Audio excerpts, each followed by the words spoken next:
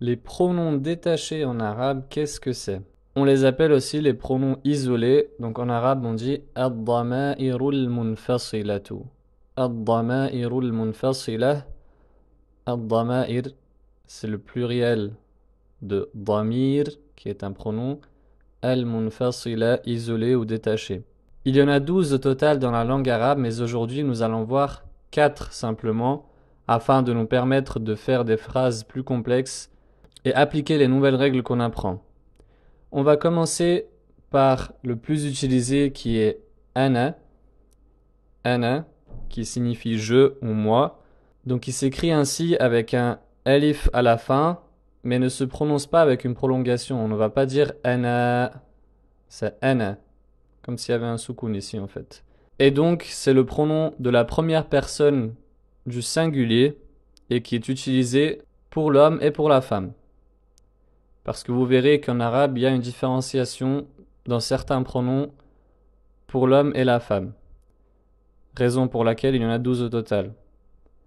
Donc le deuxième pronom, qui est un bon exemple de cela, c'est anta. Anta qui signifie tu ou toi, donc qui est la deuxième personne du singulier, mais en s'adressant à un homme. Anta, c'est toi ou tu pour s'adresser à un homme. Ensuite, on a huwa. Donc huwa qui est la troisième personne du singulier pour désigner il ou lui. Et enfin, on a hiya pour désigner elle.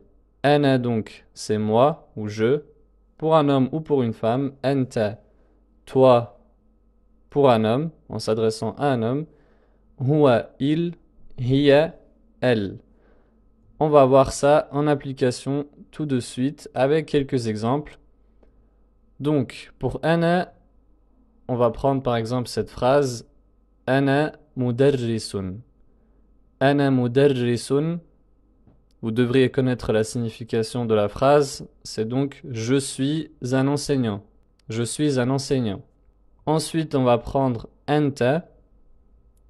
Anta, on va dire par exemple anta fil madrasati. Anta fil madrasati, qui signifie tu es à l'école. Tu es à l'école.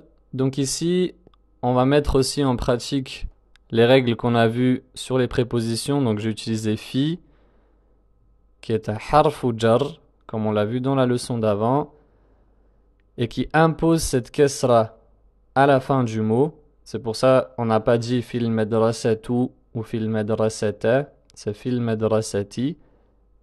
Et je vais mettre en jaune les nouveaux mots de vocabulaire. Donc el madrasatu, c'est l'école.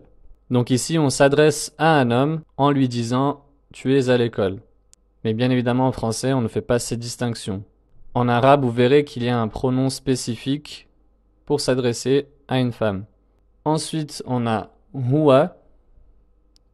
Huwa, donc on va avoir par exemple huwa fis sayyarati.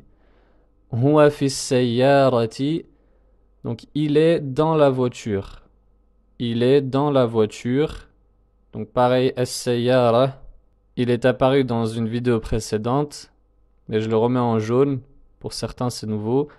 Donc la voiture est toujours la même chose. Donc fi, qui est une préposition, va imposer la kesra sur ce mot à la fin. Donc on ne va pas dire fis sayyaratu, fis sayyarata.